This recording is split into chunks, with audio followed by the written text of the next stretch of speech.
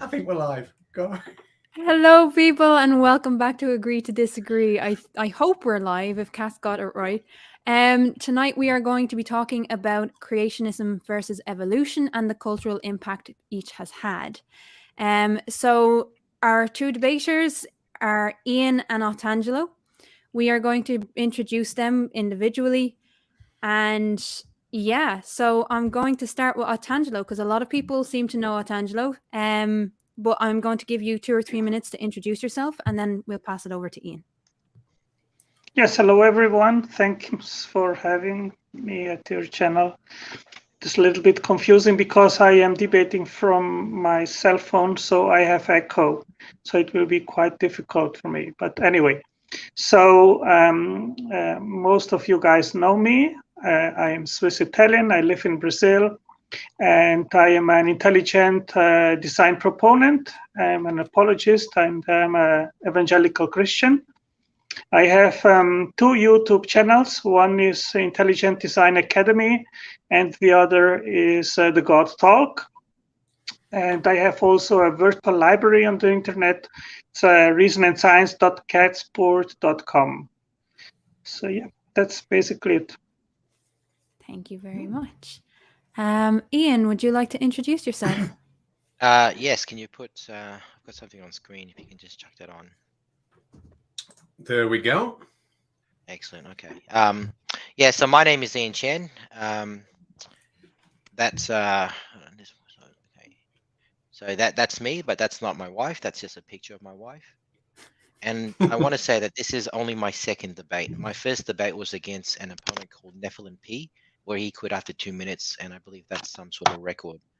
But after that debate, Nephilim P tried to get me fired. So I just want to make absolutely clear that in today's debate, the views reflected here are my own and not the views of my employer. And this debate is conducted under my own time and not during work hours. So I just want to make that kind of very clear. I'm sure Otangelo doesn't have the morals of Nephilim P, but just wanted to kind of cover my ass, so to speak. I also want to state that my views are specifically not against religion or Christianity, but rather the belief that I think fundamentalist creationists that deny the science but also actively teach this is actually dangerous. So I'm targeting this group and this group only, which are typically young Earth creationists. But I have to say that my interlocutor today, Angelo, I found him to be very polite. He's a very polite individual. So my views do not reflect on him specifically, but more generally on young Earth creationists.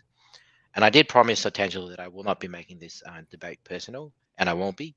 But I, however, will be arguing my points using the same debating tactics from the most idiotic young Earth creationist on YouTube, which is Ken Hovind. And we all know that despite his lack of understanding of any of the sciences, he is clearly a master debater, and as the graffiti and the women's toilet at Dinosaur Adventureland attest to, a fair to average cunning linguist.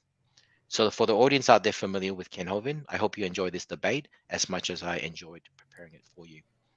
Lastly, I just want to say I have a PhD in biblical studies from Rockville University, which I purchased for $875. So I'm about as much of a doctor as Ken Hovind is.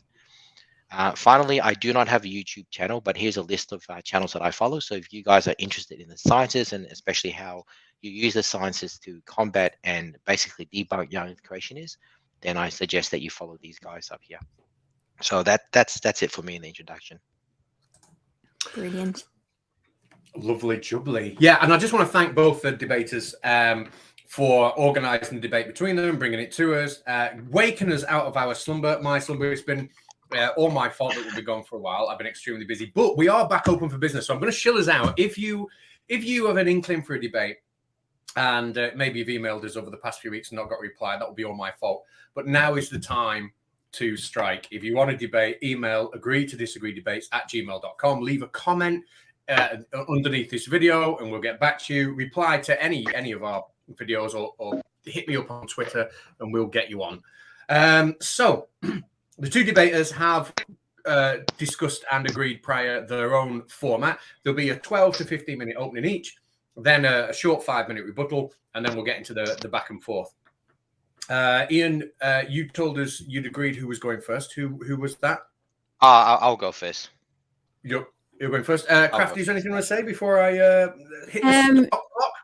Yes, the only thing I want to say is you'll be doing most of the modding, I think. Not that we'll need to mod very much because both speakers are very respectful to one another.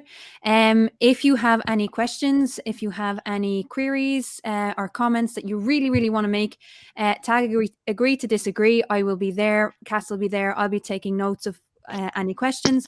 Obviously, the super chat questions will take precedence, but I want to stress that you do not need to super chat in order to ask a question. We will get to questions and super chats and all of that stuff after the debate.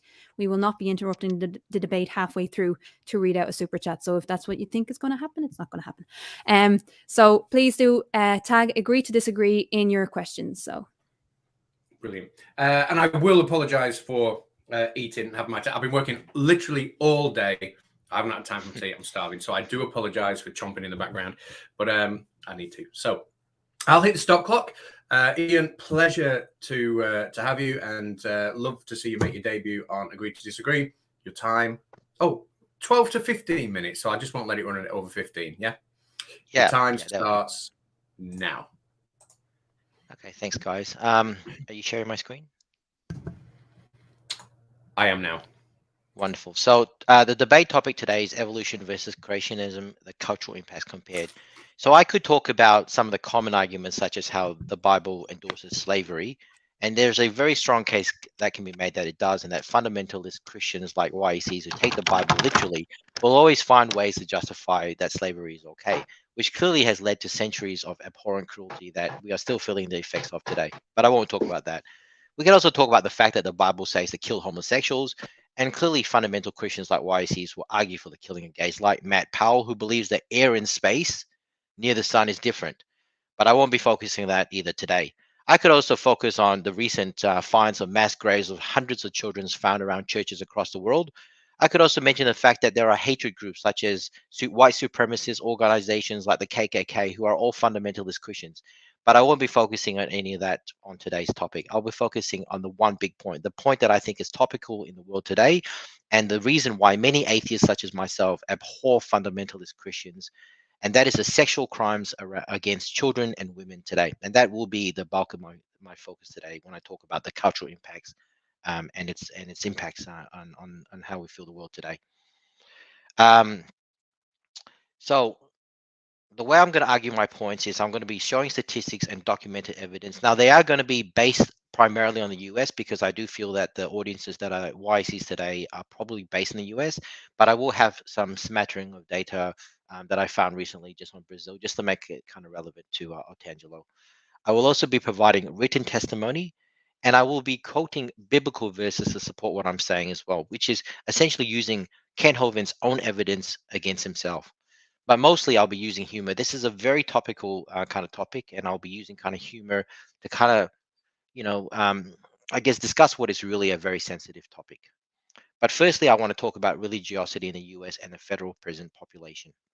So from a 2013 study that was carried out by the Federal Bureau of Prisons in the USA, we can see that amongst prisoners in the federal prison, 99.9% of federal inmates are religious, of which the bulk of them are actually Christians.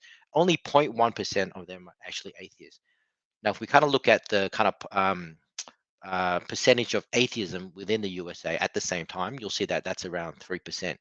So that's a very interesting stat. But what I really want to point out is that 3% of the United States are atheists, but they only make up 0.1% of the federal prison population. Now, I kind of want to compare this to Australia here a little bit, which is kind of where I'm from. Now, in the USA, approximately 700 out of 100,000 of the population are incarcerated. The equivalent of this in Australia is about 218 out of 100,000 people. Now, let's look at the atheist kind of percentages. In the USA, it's about 4% of the population that are atheists. In Australia, this is 30.1%. And if I were to look at these statistics, I can't help but kind of conclude that there's a correlation. I didn't say causation, a correlation that seems to suggest that the higher proportion of atheists in the country seems to make them less likely to commit federal crimes. I did kind of spend an hour before this debate looking at what this stat looks like in Brazil, and no surprise, it sits exactly in the middle. Brazil has 12.1% of its population that are agnostic or identify themselves as agnostic or atheist. And surprise, surprise, it's about 381 out of 100,000 people that are incarcerated. So there's 3 data points there that seems to support a correlation that high atheism in the country leads to lower federal crimes, or at least definitely prisoners that have committed federal crimes. Now, the next few examples I'm going to give, I'm going to use a bit of humor and also use Ken Hovind's debating tactics against him to kind of highlight my points. So I want to talk about Ted Haggard. Now, Ted Haggard was one of the biggest evangelical pastors in the early 2000s. He preached against homosexual behavior and lobbied strongly for family values and always ranting about premarital sex and adultery. In November 2006, the Denver Police Department got a tip and they surrounded a hotel room and they smashed the door open. And what they found inside that room was a naked teenage male on his knees in front of a naked, shocked Ted Haggard, who was found flash frozen in the upright position. So clearly, Pastor Ted here loved to smoke both the glass pipe and the fleshy pipe. But he's not the only one. Here's a list of many top pastors, leaders of their churches, mind you, leaders of the faith that they're teaching, that have been caught up in things like pedophilia, child rape, pornography addiction, etc. So if you have a pastor who is leading your church, and many of them are actually, committing crimes like this, what does this say about YECs, and what does it say about their morality? Another example I want to give today is what I call the open position. So all around the world in churches, even those built on the highest of mountains, Ian, sorry, there are can I just pause you for 1 second? Yeah. I apologize. Can I just make 100% sure that list you've just shown us, are they genuine 100% convictions that are undeniable and yes, not opinions? yes, they are. Yeah. Yes. So they can be searched up. Just want to be clear that we're not putting ourselves up for any kind of defamation. So they're definitely 100% convictions. Awesome. Yes, I looked at it myself. Yeah. Thank you. Okay. Thanks for checking. No, good. Thanks for checking. So the second point I did want to mention is what I call open position. So there are churches all around the world, even those built on the highest of mountains, where priests are giving their sermons standing behind lecterns. But hidden under each of these lecterns can be found a petrified boy with their mouth in the fully open position. And here's an interesting data point that I found. I found an article that was dated, it's a bit old, it's 2005, but they found in Brazil that there were about 1,700 clerics that have either been arrested, charged, or convicted of misconduct, which includes physical abuse of children and women. And that's about 10% of Brazilian priests. And that number can only be higher, especially if you consider evidence that they didn't have enough to convict. So that number could be, I'm guessing here, but at least twice as high. So to me, that is an astounding number of percentages of Brazilian priests that obviously have, abuse against children or women against them. The third example I want to kind of give today is what I'm calling dating methodology. So in 2014, law enforcement in Alabama was trying a case involving a priest, and they took into evidence his pulpit robe, and they've noticed two sailor stains which they sent in for radiometric testing. One sailor stain came back as dated to a 14-year-old boy, and the second sailor stain came back dated to a 12-year-old boy. And this all came from the same pulpit robe. So for those of you that are slower amongst us in the audience, and I'm looking at pretty much all of you YECs, a sailor stain is what I call a sort of or a variety of the seaman kind. So the next thing I kind of want to bring up is what I call words and paper. YECs love to quote from the Bible to support their claim. It's something that Ken Hovind always does. But to me, this is just words and paper. It means nothing. It is not. You can't quote a Bible passages or any words and paper to support any claim that you make. But I've got a few words and paper claims of my own that I'd like to read out. The first one comes from the Second Adventures of Peter Rabbit, chapter 3, or what I call 2 Peter 3. Knowing this first, there will come in the early turn of the millennium scoffers of science who, walking after their own lusts, are willingly ignorant of science and logic. And this passage predicts that in a new millennium, which we are now, there will be science deniers that will willingly ignore science because of their own lust. The second kind of words and paper I want to quote is from the movie Spartacus, Act 1, Scene 2, otherwise known as Romans 1, 21-22. Because that, when they say they know science, they glorify stupidity. Neither were seekers of knowledge, but became vain in their imagination of knowledge, and their foolish brain was darkened. Professing themselves to be wise as science, they became fools. Basically, this exemplifies all young Earth creationists and how they think they know the science better than the PhDs or experts within that field itself. So, and this is what I kind of call the Dunning-Kruger effect, which we have key members of the group, including Nephilim P, Standing for Truth, and his entire team, and of course Ken Hovind himself. And lastly, I want to quote from an interview from Matthew McConaughey. dated the 6th of April 2019, also known as Matthew 19:4-6. Have you not read that in the beginning of any news article in science in a clickbait is a clickbait headline and not the actual source scientific paper? And what the scientists have written in peer review, let not a creationist misrepresent and lie about. And basically the point here I'm trying to make is that young earth creationists always misrepresent scientific papers. They do not have the ability to read anything past the headline or even the paper abstract at best. Now, I'm pretty sure that in this debate, Otangelo will probably talk about evolution leads to atheism, and possibly atheism leads to no moral standards at all. So I kind of want to point out that YC's always used the Ten Commandments as a moral kind of framework.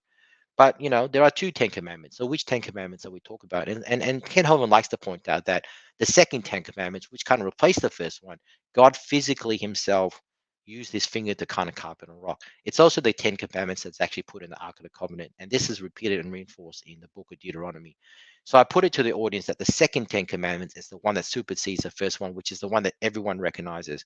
Now, if you look closer at the second commandment, forget the fact that it relegates females as a lesser possession, such as oxen, cattle, and slaves. There's clearly a lack of morality here. There is, for example, no golden rules such as treat others how you want to be treated. And I could write a better Ten Commandments than this. I could write something that says, "Thou shalt not rape, thou shalt not murder, thou shalt not steal, thou shalt not, have slavery." I could even put in a simple commandment that they should say, "Thou shalt always wash their hands," thereby saving hundreds of millions of lives throughout history. So clearly, if this is the kind of moral standard that YCs look to as morality, I could do a better job than this. And a couple more slides ago, I've always wondered why there's a lot of Christian sex cults around. And then I realized that, well, that's because the Bible explicitly endorses sex. And I will refer here to Luke 7:36-50. Look, there's a lot of text here, so I'm not going to read out this, but the summary of this kind of goes something like this. Jesus went to the Pharisee's house to have a meal with him. A prostitute saw Jesus, came to meet him. The crying prostitute washed Jesus' feet with her tears, dried it with her hair, and kissed his feet. Then Jesus forgave her sins. Now, in Hebrew, we all know that feet is a euphemism for penis. So, as is kind of clear in the story of Ruth in the Bible. So let's read this passage correctly. Jesus went to see a prostitute. We know that feet is a euphemism for penis. So what actually happened was a prostitute lubricated Jesus' phallus with her tears, gave him a hand job, and Jesus had a hair fetish, and the prostitute then gave Jesus a blow job. So that to me is, I think, clear indication that the passage, that the Bible itself endorses sex and explains why there are many Christian sex cults around. And especially that there's a couple of two key takeouts here. One is sex is good, especially with prostitutes, which kind of explains to me why Nephilim P has his penchant for San Francisco prostitutes or escorts. But the most important thing, and the note here that I think all men should probably take from this passage, is that Jesus let the women come before him. So that I think is absolutely key. So in summary, there are 4 reasons why people are YCs and why YCs are dangerous, leading to, I think, quite a bad cultural turn of events in the world today. One is it's always about sex, and that's led to kind of sex crimes against children and women. They want to commit crimes and they feel justified in doing so, and that to me is an explanation as why there are a lot of religious people in federal prisons today. It's about money. It's about greed. If you look at all those top pastors and the list that we kind of mentioned earlier, a lot of them, had jet-setting lifestyles, taking donations from their flock. So it's all about money and greed. And lastly, unfortunately, they're uneducated, they're gullible, or they suffer from the Dunning-Kruger.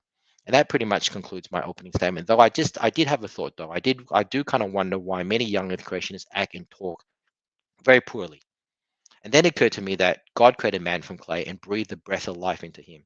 Now we know that a fart is essential to life. So at best, if you don't fart, you're going to get a mild discomfort, and in some very rare circumstances can lead to death. So I believe if you believe that you came from dirt and God farted in your face, then it's no surprise that you act like shit and you talk like shit. So let me just end my presentation with a last slide that further evidences sex in Christianity. Thank you. Right. That is probably the standout. Going to be a standout opening statement on Agree to Disagree. I think certainly the chat found that very, very interesting from both sides. Thank you so much, Ian, for that. I put a lot of work into it. Otangelo, how's the microphone issue? Can we hear you, mate?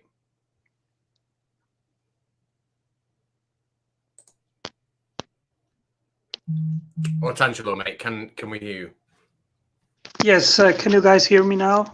Yes, we can hear you. Yeah, we can hear you. All right, so you've got a lot of things said there, but you will have absolutely equal time. Crafty, is there anything you want to say before we send Otangelo on his way for his reply? No, I wish Otangelo the best of luck. And again, just reminding people, if you want to ask questions to any of the panelists or have really strong statements backing people up, tag agree to disagree in it, and I'll take note. Awesome, Dawson. Awesome, Dawson. How about that? Right, Otangelo, I will start the clock. I'm stunned. I don't know what I'm saying. Otangelo, after you, my friend. Yes, I will probably have echo because I am using my cell phone, so I might be a little bit distracted, but I'll do my best to make my presentation. So can you put it on the screen, or is that... Okay, thanks. Yeah. Okay, evolution versus creationism, the cultural impact compared. The negative social impact of the theory of evolution in the last 150 years has been devastating. Before Darwinism was popularized, the major figures in science were Christians. They are the true science fathers. Harvard University was founded by Christians. Besides one, all of the first over 100 universities in colonial America, almost every charitable organization like the Red Cross, were founded by Christians. Most science fathers like Kepler, Newton, Pasteur, Boyle, Maxwell, Martel were also Christians. In comparison, questioning if Darwin's theory did bring any good in scientific research, for example, the author of above article writes, I asked biologists working in areas where one would expect the Darwinian paradigm to have most benefited research, such as the emergence of resistance to antibiotics. I found that Darwin's theory had provided no discernible guidance, but was brought in after the breakthroughs as an interesting narrative gloss. Some claim that when Darwin's book, The Origin of Species, was published, there was a great outcry and a historic clash of science and religion. This is probably more fantasy than fact. Most of the heat had already been spent over books proposing radically naturalistic views in the preceding decades. But it was Darwin's theory that paved the way to introduce philosophical naturalism into science. In the second half of the 19th century, Thomas Huxley and members of the group called the X Club effectively hijacked science to promote materialism, which is the philosophy that everything we see is purely the result of natural processes apart from the action of any kind of God, and hence science can only permit natural explanations. Huxley was a personal friend of Darwin and aggressively fought the battle for him. Wikipedia has an interesting article worth reading titled X Club. It reveals a lot about the attitudes, beliefs, and goals of this group.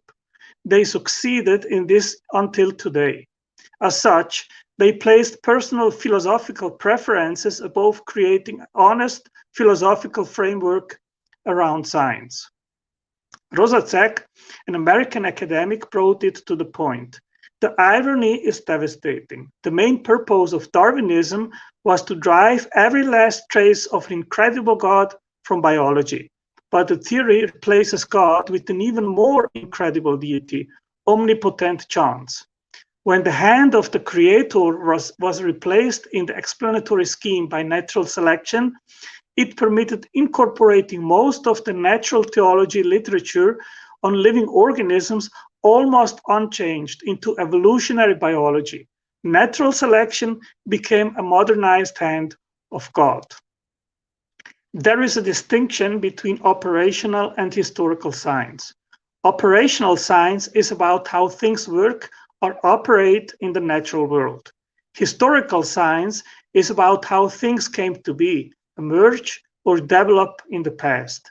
These are distinct and different questions. While it is justified to limit possible explanations related to how things work to methodological naturalism, since things operate in nature normally without supernatural intervention, in regards of origins and history, there is no justification to do so. While random, unguided natural events are a possible explanation of origins, so is intelligent design. There is nothing logically invalid that makes it impossible that an intelligent causal agency created the world.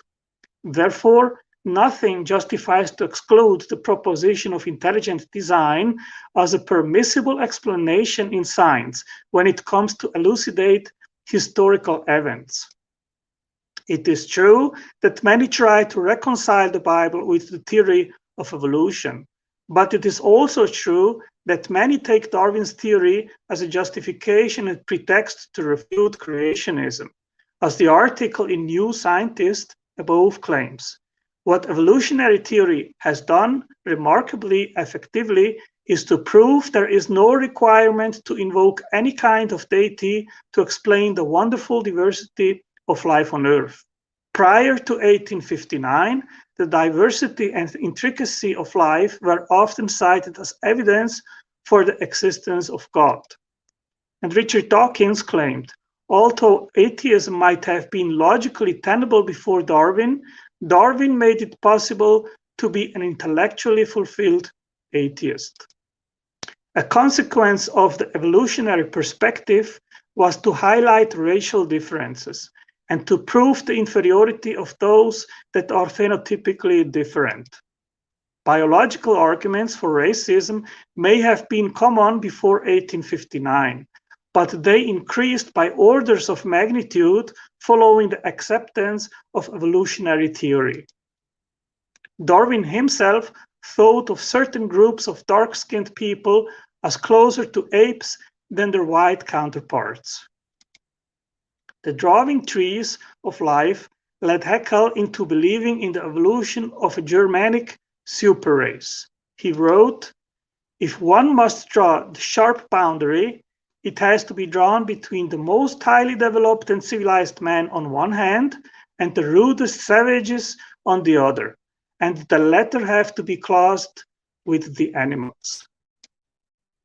A sad consequence of scientific racism based on the theory of evolution was that thousands of indigenous people were put on public display in America in the early decades of the 20th century. Often touted as missing links between man and apes, these natives were harassed and demeaned. Their public display was arranged with the enthusiastic support of the most elite members of the scientific community, and it was promoted uncritically by America's leading newspapers. Otabenga was one of the 12 Congolese pygmies trafficked to the US for the 1904 World's Fair. Benga had been purchased from African slave traders. Benga was placed in a cage with an orangutan as a lampoon on Darwinism. Benga lived in the United States for the rest of his life. He fell into depression and died by suicide in 1916 at the age of 33. The same happened in Europe, where people came to visit humans locked up in cages, exhibited in front of a large audience in zoos. In the picture, a mother and her child are being displayed at the Negro village in Germany, where Darwinism was widely accepted. A major circus attraction for decades was the display of deformed humans, who were widely advertised as Darwin's missing links, man-monkeys, ape-man, or ape-woman. These made it deceitfully appear to be convincing ape-human links as required by Darwin's theory. Many advocates of evolution, including Darwin, also thought that women are biologically inferior to man. Gustave Le Bon, a French interested in anthropology, wrote in 1879, "In the most intelligent races are a large number of women whose brains are closer in size to those of gorillas than to the most developed male brains. This inferiority is so obvious that no one can contest it for a moment. Only its degree is worth discussion. Women represent the most inferior forms of human evolution and are closer to children and savages than to an adult civilized man. Eugenics comes from the Greek roots and means good birth. It involves applying principles of genetics and heredity for the purpose of improving the human race. It is a name that was coined in 1883 by a British scientist, Francis Galton, who, influenced by Charles Darwin's theory of natural selection, was the first to apply a version of Darwin's theory of survival of the fittest to humans. He believed that breeding humans with superior mental and physical traits was essential to the well-being of society as a whole. He wrote, "Eugenics is the science which deals with all influences which improve the inborn qualities of a race, also with those which develop them to the utmost advantage." By World War II, programs in the United States had sterilized approximately 60,000 persons. Eugenics evokes myriads of horrors, including its association with forced sterilization, American racism, and Nazism. In 1907, the Eugenics Education Society was founded in Britain to campaign for sterilization and marriage restrictions for the weak to prevent the generation of Britain's population. The historical evidence is overwhelming that human evolution was an integral part of Nazi racial ideology. It held a prominent place in the Nazi school curriculum and in training courses in the Nazi worldview. Nazi officials and SS anthropologists agreed that humans, including the Nordic race, had evolved from primates. The superior pure races would prevail over the mixed inferior ones.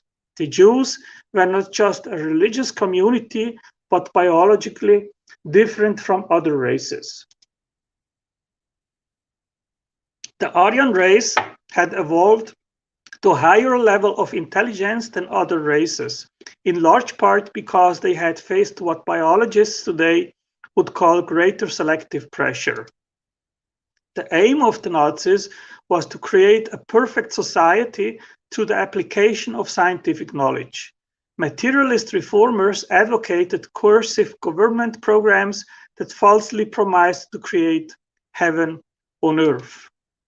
The rising influence of Darwinism, eugenics, and race theory in the early 20th century set the foundation for the Nazis to engineer a German master race and exterminating Jews, Gypsies, Blacks, Slavs in the madness of the Holocaust. In formulating his racial ideas, Hitler relied heavily on Darwinism. The superior race belief was based on the theory of racial inequality within species, a major presumption and requirement of Darwin's original survival of the fittest theory. The Darwinian underpinnings of Nazi racial ideology are obvious.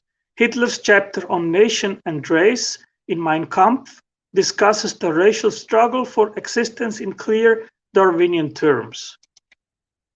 Darwinism by itself did not produce the Holocaust, but without Darwinism, neither Hitler nor the Nazi followers would have had the necessary scientific underpinnings to convince themselves and their collaborators that one of the world's greatest atrocities was really morally praiseworthy. The effect on social Darwinism, eugenics, and anti-Semitism. Sorry, got one more minute, mate. One more minute. And their acceptance in the scientific and medical communities of Germany and many other countries worldwide opened the door to medical experimentation and mass murder. The philosophy culminated in the final solution, the extermination of 6 million Jews and over 5 million Poles and others who belonged to what German scientists judged were inferior races, including Slavs and Gypsies. But after all, what is the value of meaning of human life if we are just a byproduct of stars? If there is no God, then man and the universe are doomed, like prisoners condemned to death. We await our unavoidable execution. There is no God and there is no immortality. And what is the consequence of this? It means that life itself is absurd. It means that the life we have is without ultimate significance, value, or purpose. Jeffrey Dahmer said, if a person doesn't think there is a God to be accountable to, then what's the point of trying to modify your behavior to keep it within acceptable ranges? That's how I thought anyway. I always believed the theory of evolution was truth, that we all just come from the slime. When we died, there is nothing. Naturalism cannot ground and explain fundamentally anything, especially not the meaning of life and objective moral values. If naturalism and evolution is true, then from stardust we came and to stardust we go. And what is in between, if we lived like a jerk or like a saint, nobody will remember. But if theism, creationism, and Christianity is true, then we have a loving Heavenly Father who created us for a reason, to be part of His family. Our purpose is simple and elegant, to love God, love others, and to be loved by Him. Pretty much done on time there, Otangelo. I'll give you no. Oh, no, you're done. You're done. Can I just, I'm going to pass you to Crafty in a minute. I just want to make a massive apology. While it was in the middle of that, I saw Mr. Andra in the comment section make a comment that he saw an ad. And I've got a feeling that a few of you might have seen an ad, and I really want to apologize. That's probably my fault. There's a button that's appeared on the software for streaming, and it's like an ad button. I just assumed that if I clicked it, that meant that when the whole thing rendered, there would be an ad kind of like in that place, and I was going to click it every half hour. But it turns out that obviously, as soon as I clicked it, everyone's seen an ad. So I really, really apologize for that. I will not click it anymore. I'll just put the ads in post video. So that's my fault, Mr. Andrew. I didn't realize it would do that. Sorry. Crafty, you did nothing wrong, so I'm going to pass over to you. What do you mean I did nothing wrong? I always do something wrong. No, thank you both. Both for sticking on time and for being respectful to each other. Very, very interesting discussion. And I want to remind people that this discussion that we're having is about the cultural impact of both evolution and creationism, and that's why you see the arguments phrased in the way they are. I also want to thank Bridge the Divide for the super chats. They will be read during the question and answer session. So, thank you. Yeah. Sorry, I wasn't interrupting there. I was just thanking him also. Okay, I'm going to pause the clock. You did come to us with a great structure. We're now doing the rebuttals, and Ian, if I've read your structure right, you're the first for a 5-minute rebuttal. Is that okay? Yeah, that's fine. Can you guys hear me? I can hear you.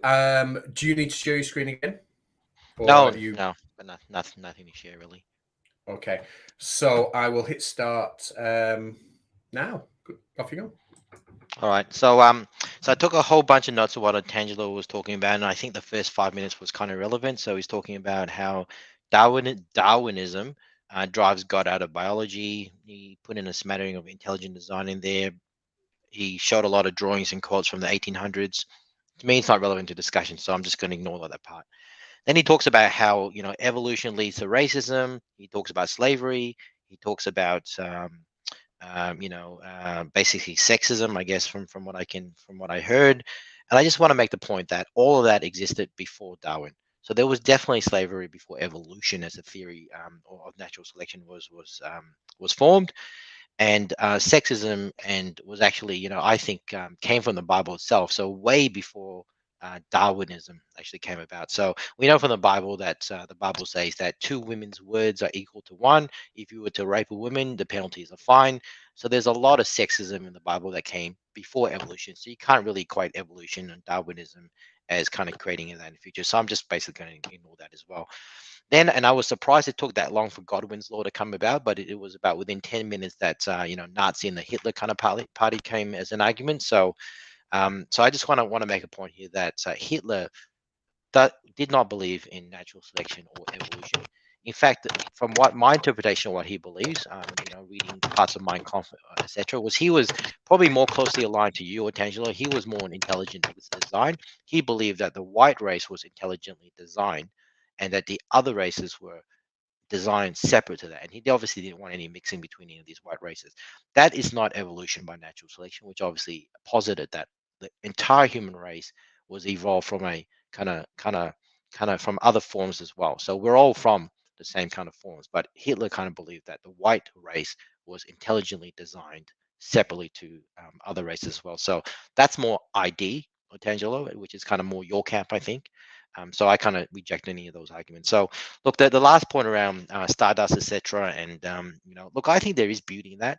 I think it's something that I don't know who kind of quoted it. Was it Lawrence Krauss or something? Anyway, I heard it from Lawrence Krauss. It might have even come from the guy who did the Cosmos series. Can't remember his name now. So yeah, I think there is beauty in the fact that all of us came from Stardust, and I think you've got to find your own meaning in life, right? So that quote from Jeffrey Dahmer, that was his interpretation of it. I'm an atheist. I think life is beautiful. I'm enjoying my life. I don't need the Bible or any kind of other religious textbook to kind of tell me how to live my life and how to enjoy my life. So I kind of reject the entire premise of the fact that if you need religion, without religion, you can't find any meaning or beauty in life. So completely reject it. I don't really have much else to kind of rebut you. I found your entire, politely and respectfully, of course, Otangelo, I found your entire argument to be kind of either irrelevant or I think kind of, as I said before, quotes and drawings from 1800s that are no longer relevant today. And I think you kind of basically try to make parallels between slavery and sexism coming from Darwinism, which I kind of want to point out existed way before Darwin or natural selection occurred anyway. So yeah, I'm just going to pause it there anyway and kind of hand back any time to you, Otangelo. I didn't really find there was anything that I could actually respond to. So over to you. Right. I think I did mute him. I muted everybody because somebody was on the keyboard. Otangelo, are you there, buddy? Yes, can you hear me? Certainly can, my friend. You've got 5 minutes starting now. Okay, so Jan brought up slavery and homosexuality has nothing to do with creationism. Basically, the entire initial presentation of him has nothing to do with the topic that we are discussing. And I was expecting that he would be able somehow to point out how creationism has influenced in a negative manner humanity. So he has brought up sexual crimes about children today. Well, the Bible is very clear, and that is in regards of the first command, which came first in the Old Testament, then was outlined by Christ in Matthew 21:39. Love the Lord your God with all your heart and with all your soul and with all your mind. This is the first and greatest command. And the second is like it, love your neighbor as yourself. Now, if people like pastors or priests have conducted misbehavior and sexual crimes and so forth, so you cannot blame the Bible for their sexual conduct. And rape and misbehaving sexually is not something that is grounded in the Bible, because the Bible clearly is against such behavior. And I can quote here, for example, Matthew 5:28. But I tell you that if you look at another woman and want her, you are already unfaithful in your thoughts. 1 Corinthians 6:18. Flee from sexual immorality. All other sins a person commits are outside the body, but whoever sins sexually sins against their own body.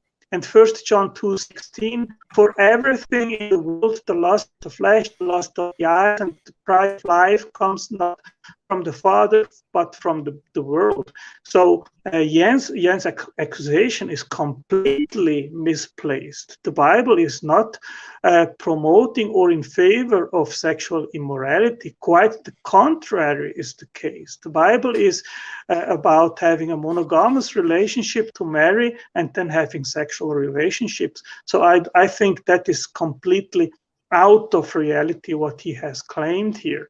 Now, in regards of the influence, since he didn't discuss or deny anything in regards of the influence of creation, but rather generally in regards of the Bible, I think that the Bible has had extraordinary positive influence in regards of various fields especially in the Western world. And I quote here a few things, like development of the educational system through Christianity. Indeed, it is impossible to study history without seeing the extraordinary role Christianity has played, not only in the development of racial thinking, but also in the spreading of such thinking, that is, the creation of an educational system. Tough education was important in the pagan world. It didn't become institutionalized until Christianity began its march across the globe. And religion and freedom, they also contend that religion destroys freedom. But again, an unbiased look at history shows the exact opposite to be true. The biblical concept that all people are created in the image and likeness of God is the foundation of universal human rights, including freedom. Before Christianity, human life on this planet was considered cheap. Infanticide was not only common but applauded. Newborn children were routinely abandoned on the hillside, left to starve or to freeze to death, or they were killed outright through drowning, especially if they were baby girls. And humans are moral agents. Christianity emphasizes the fact that we are moral agents. God has freely created us in his own image, and he has given us the power to take part in his sublime act of creation by being architects of our own lives. John Stuart Mill's influential doctrine of liberty, which so many of us take for granted, is a direct inheritance from Christianity. It is no use responding that Mill was a product of the Enlightenment understanding of human freedom and equality. That notion was itself a product of Christianity. Where else do you think the Enlightenment thinkers got it? Then human equality. The point of that atheists refuse to grasp is that Christianity espoused a revolutionary philosophy of equality that set into motion an intellectual process that gradually changed everything. It was Christianity which rejected polygamy and adultery and exalted monogamous love gathered toward the raising of children. This is the basis of traditional family, and no matter how much secularists decry that institution today, there is still no other force more stabilizing and beneficial to civilization than equality to women. It was Christianity that dramatically elevated the status of women at a time when practically every other culture in the world oppressed them. Indeed, the ancient world treated women like animals. Read the Greek and Roman historians such as Polybius and Livy to verify the truth of this. Women were the property of men, just barely higher than slaves. They had no rights at all.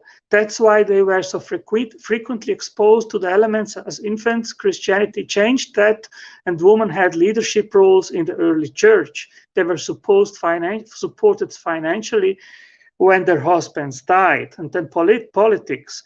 Take the world of politics. We've seen how the idea that all men are created equal has its origins in the Bible. Well, the whole idea of limited government comes from the Judeo-Christian tradition too.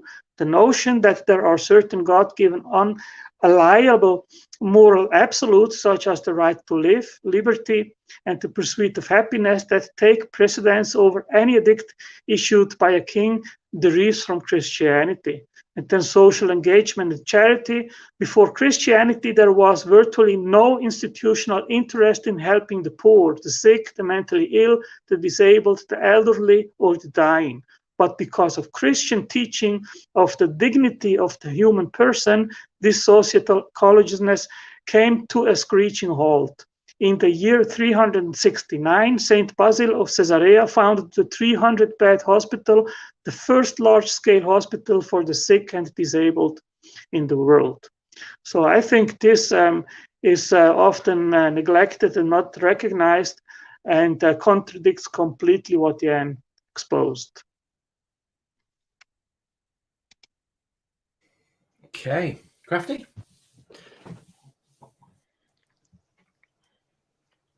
No, I'm muted. I'm muted. I'm concentrating on the chat, but thank you. Yeah. No, just wondered if you had anything you wanted to say or add or seen or. Well, there's a few things that have come up, but we'll wait until the Q&A session. What I would suggest is if you guys can try to just channel it into why this is related to to the cultural impact. You're doing a very good job of it at the moment, but just tie it in a little bit more. That'd be what people are asking for. But no, very. I mean, I'm really enjoying this. Really enjoying it. So we are now at the point where it's a 30-minute back and forth. Well, Otangelo, we know you've been on here before. Who was it you debated, by the way? Just it's bugging the hell out of me. I remember you, but who was your opponent? Yeah, it was Leophilius in regards of the origin of life. Of course it was. Yeah, because Leo's been on a couple of times. He's a lot of times. He's in the chat now, I think. Is he? Oh, he's great. Yeah, I've seen great him. debater. Yeah. He's if you've not checked out his channel, go and check him out. He's a great debater, Leo. Yes, you were the first one he debated, wasn't you? Anyway, so you know the deal. We know we don't talk over each other, etc. And I don't expect any issues whatsoever because you're both absolute gentlemen. But how do we start the back and forth? Does somebody have a question? I've got a simple question for Otangelo. Maybe we can kind of do questions back and forth and see how it goes. So look, Angelo, I heard a lot of cherry picking from the Bible. So I just want to ask you one question. What does the Bible say would happen, or what's the penalty for raping a woman? For raping a woman? Yeah. You mean in the Old Testament? Well, old, new, whatever. It's the Bible, right? It's your book. So what does the Bible say? Yeah, it is quite some time that I have not read the Pentateuch, so I'm not familiar right now to give an answer to that question. Well, let me refresh your memory. It's a fine. Okay, it's a fine, or I think they get to marry the woman as well. So basically, the woman that you rape has the joy of marrying her rapist. And obviously a fine to the father as well. So I just want to point out that when you cherry pick the Bible, I can also do the same thing and find verses in the Bible that basically contradicts anything that you just said. Okay, and if we're basing it on people who believe that the Bible is real, I think that leads to where we are today, where you have people, white supremacists. You have people like Ken Hovind on his fourth wife now, I think, who we now know is a convicted domestic spousal abuser. You have people like that who are your youngest creationist prophets that are acting, I think, in an immoral manner because they actually take the literal reading of the Bible. So you can pick nice quotes in the Bible, and I can pick some bad quotes in the Bible. And as I kind of said earlier in my presentation, you're just saying words on paper. That's not evidence at all. Well, Jan, nothing that you are objecting actually addresses the topic of this debate, which is about reasons why creationism supposedly had some bad influence to society. We are not talking about the Bible. We are talking about the concept that it was God which created the world, that created the universe, life, biodiversity, and so forth. So I would like that you actually address that. That is what you supposed came to debate with me. So I would like to know what bad influence has creationism provided to the world? Yes, but I thought I answered that, Otangelo. So my whole point is, if you are a fundamental Christian that takes a little reading of the Bible, you can pick passages in the Bible that support your bad behavior. And I've given examples as to what that bad behavior has led to today. You know, high crime rates, crimes against women, crimes against children.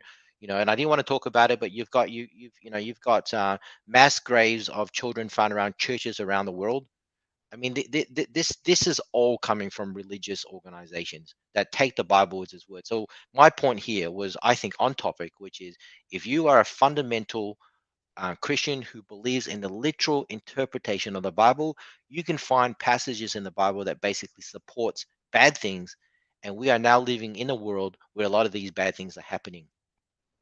So that was my point. Well, I think your point is moot at the moment when I expose which actually is the most important commandment in the Bible, and I can read it again for you. Love the Lord your God with all your heart and with all your soul. How is that relevant? How is that relevant? Love which God? You know, I can say love my cat. I have a commandment that says love my cat. You know, how is this relevant at all to morality? Well, of course, we are talking here about the God of the Bible. And I continue with all your soul and with all your mind. This is the first and greatest command. And the second is like it, love your neighbor as yourself. Now that, of course, englobes that you love not only your neighbor, but also your family, and that you express love. And this is one of the main tenets of Christianity. And the fact that some Christians or people which claim to be Christians do not hold to that moral standard doesn't say anything in regards of the fact that the Bible gives us a positive guidance in regards of how we have to interact with other people. So if we actually follow what the Bible says, this actually promotes a better way to have social interaction. So, And that's Otangelo, what if I you follow the outlined. Bible, so sorry, I just want to get to your point around the love your neighbor just before you kind of get off it.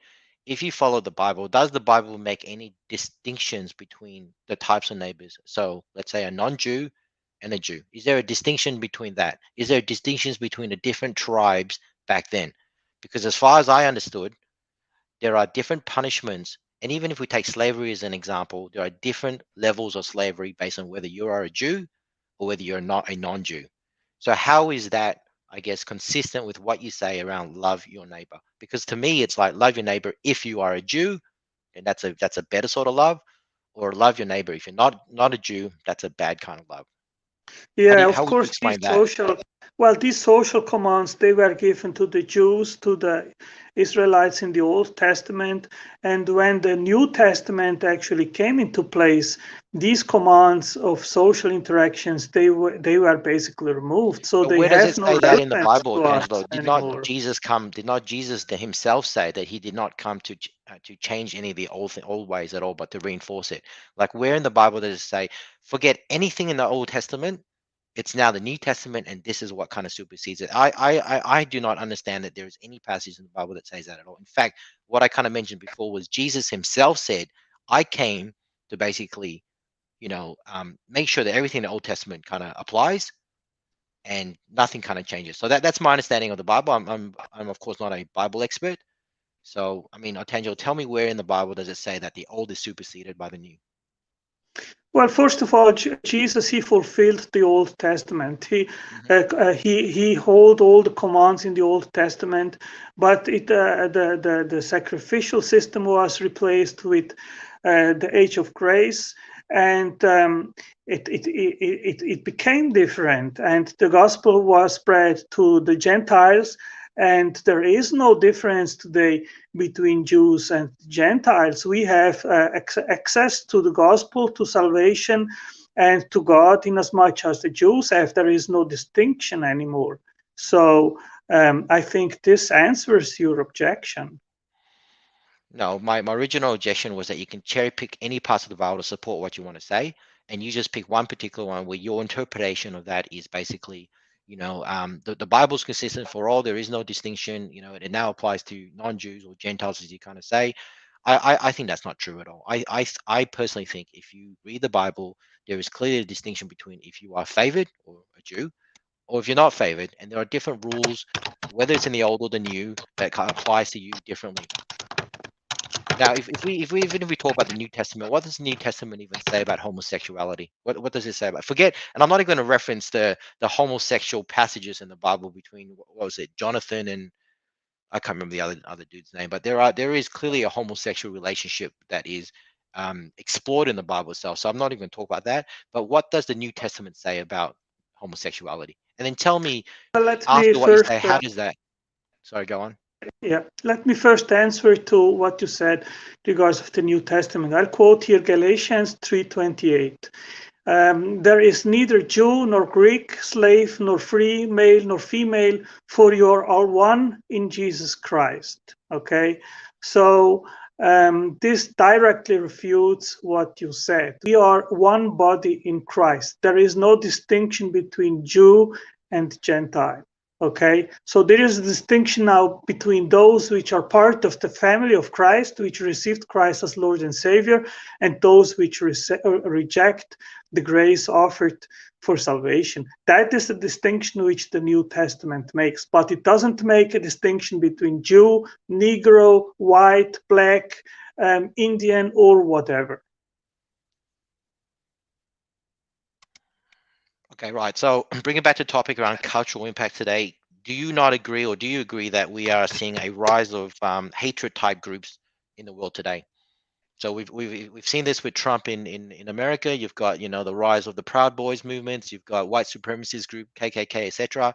So if I'm relating this back to cultural impacts that we're seeing today, all of those organizations are fundamental Christian organizations. So I'm listening to what you're saying, then I'm seeing the evidence with my own eyes about on growth of white supremacist kind of groups, and I just don't see an alignment between what you're saying and what I'm seeing as the growth of very highly racist groups like them. So surely they're reading from the same Bible, right? Or are you telling me that they're quoting parts of the Bible or misunderstanding the Bible? Because they will tell you themselves that they are a fundamental Christian organization. Yeah, Jan, you mentioned the Ku Klux Klan. The thing is that the Darwinian comparison of blacks with monkeys was a common theme in the Ku Klux Klan's speeches and literature. So actually, a Darwinian evolution was a big helper, let's say, in regards But for Darwinian them. evolution says we all came from a common ancestor. Okay, it doesn't say that a black person came from a different common ancestor than a white person. Yeah, It says but we all came if from you listened carefully, in my introduction, I explained how it promoted actually the notion that blacks were inferior to whites and that the women were inferior to man. So you're So saying Darwin's theory of natural selection actually says that women are inferior to men and black people are inferior to white people. Is that what you're saying? Because I promise you it does not say that at all. That is an well, I mean, interpretation that a white fundamentalist Christian organization has put onto it. That is not a Darwinian interpretation. well, in my introduction, I told you what Darwin thought about women, and also the influence that it had to others, which regarded women as inferior, evolutionary speaking, than men. Yeah, and as I said in my kind of rebuttal, that all of that existed before Darwinism. All right, so I can point to a passage in the Bible that says if you were to go to court in biblical times, you need the word of two women to equal the word of one woman. So that basically says, if I were to get a Barbie and Ken doll, the Ken doll is worth twice as much as the Barbie doll. All right, so look, Well, as I the said in the inferiority of introduction, women is in Darwin. the Bible itself, and that happened way before Darwin theory Yeah, of all natural I am selection. saying is that Darwinian evolution actually promoted the notion that women are inferior. So are you Darwin saying also. that women was not inferior before the theory of natural selection? Is that what you're saying, that it didn't exist, or it existed in such a small scale and suddenly accelerated because of the theory? Is that what you're saying? Because I haven't heard that. What I am saying is that also Darwin thought that women are biologically inferior to men, and it had actually influence to others. Like in the introduction, I quoted Gustave Le Bon. That was maybe an extreme case, but it elucidates how the theory of evolution actually promoted that notion that women are inferior to men. Okay, so let's make a hypothetical. Let's pretend Darwin didn't come up with the theory of natural selection. Are you telling me that there would be no sexism in the world today? That's not what I am saying. What we are You're saying questioning. Darwinism has promoted it. So I'm saying if I remove Darwinism, Right. therefore he did not promote it. Are you saying that sexism will not No, exist I today? am not saying that it wouldn't exist. All I am saying is that Darwinism promoted it, that it also influenced that notion. No, see, I actually reject that. I'm going to do a SpongeBob little standing for truth, kind of knocking the head with the hammer right there. Now, my assertion is all of that existed before the theory of natural selection. In fact, everything I've read about Darwin in terms of racism, etc., was he was actually quite ahead of his time. Now, sure, during that time there was what we would call quite racist behaviors today, but at the time he was definitely against slavery and all that kind of stuff as well. So he was quite progressive of his time. So I reject what you're saying, and primarily my evidence is that all of that existed before Darwin's theory of natural selection. And in fact, you can point to foundations in the Bible itself with biblical verses that support that. So I could argue that existed thousands of years before Darwin's theory of natural selection. And I would argue that even without Darwin's theory of natural selection, that all of that will still exist today. So in other words, you can't argue that Darwin's theory promoted any sexism or racism at all. Yeah, So I didn't I basically deny. reject your entire premise there.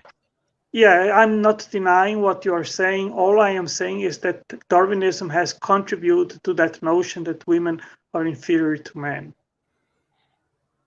But yeah, but that's yeah, okay. Maybe if I even accept it contributed a little bit, all I would say is that it probably contributed a more positive impact than what you're suggesting. As I said, Darwin was probably regarded, now at the time we would regard that whole belief system as racist or sexist, but Darwin was much less so than his peers and contemporaries. So I would suggest that any of his views would probably have a more positive outcome than what you're saying. And given the fact that all of this existed before his theory of natural selection, I can't see how you can say and point to Darwin as being a cause of where we are today in terms of racism or sexism. Yeah, I didn't say that. I said it contributed to it. I didn't say that it is the only influence. Okay, do we have another topic that you want to talk about, Otangelo?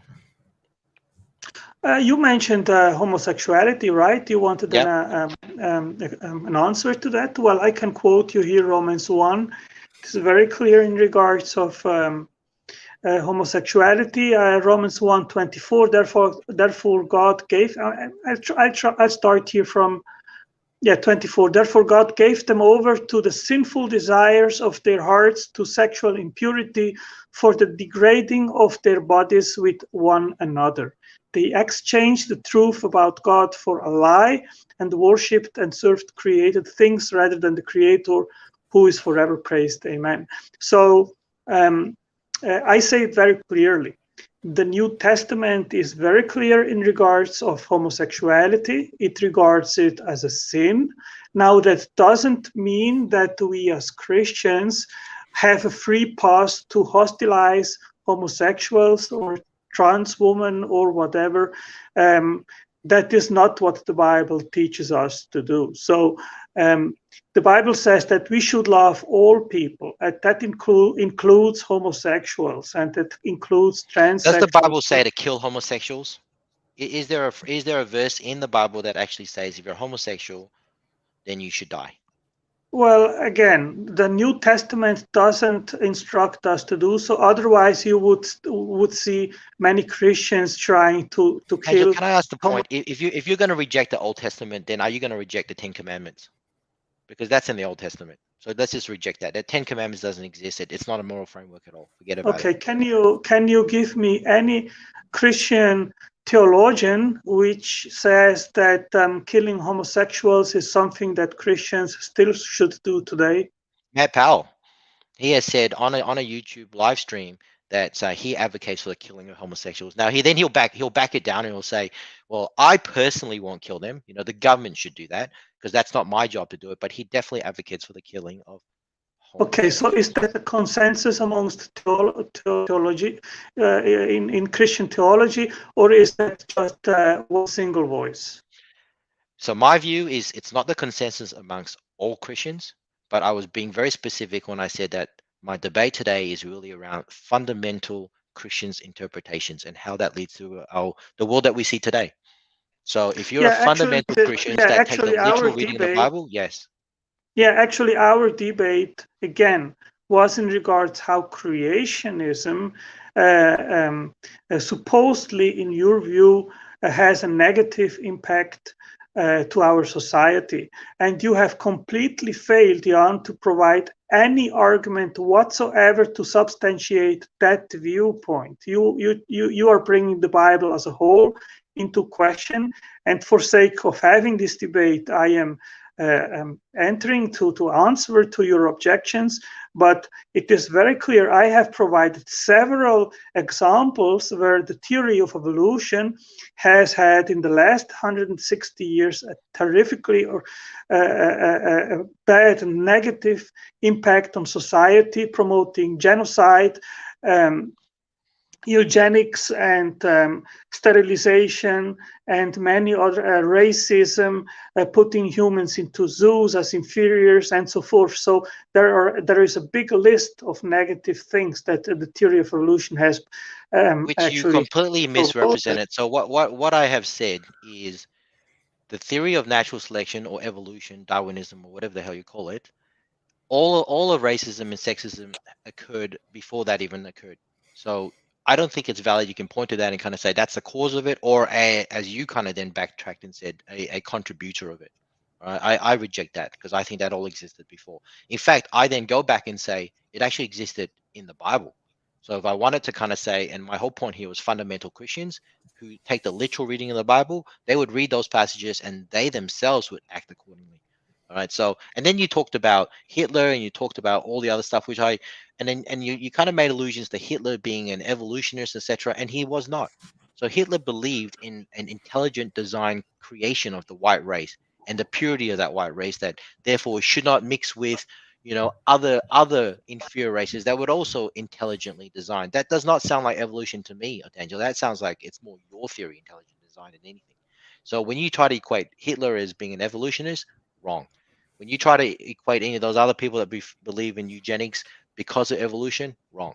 So you say I don't have any arguments, Otangelo. Your entire argument was incorrect or a misrepresentation of the facts. So, yeah. Yes. Can I just drop in for one question? Just something I think some people in the chat will be interested in, and then we will move on back to the focus of creation. But a lot of the debate so far has kind of bounced around the idea of it's kind of gone in the way of Bible literalism. How do you pronounce that? Bible literalists, or whether you should be able to take the Bible literally. And I'm not so sure on your stance on that. Would you say that you do think everything in the Bible should be taken literally? Who are you asking, me or Jan? Yeah, you. Well, I don't believe in the Bible, so it can't be me.